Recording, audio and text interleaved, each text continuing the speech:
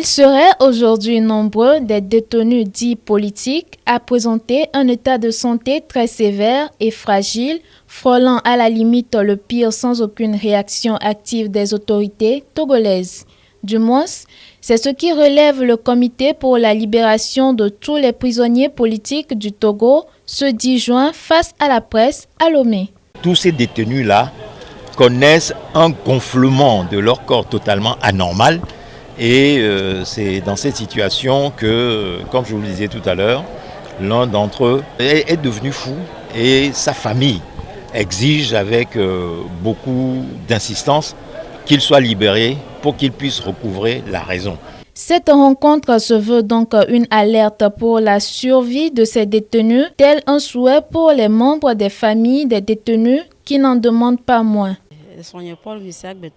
Mon époux Paul Missiak Betor a été arrêté et depuis lors, rien ne va. Je prie les autorités de le libérer. Même notre enfant de 4 ans est traumatisé après avoir vu son père menotté.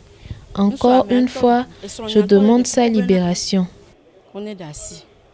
Au-delà du tableau de santé des détenus, le comité en appelle également à la mobilisation de tous afin d'enrayer ce qu'il appelle l'intensification de la vague répressive contre la liberté publique, en particulier la liberté d'expression au Togo.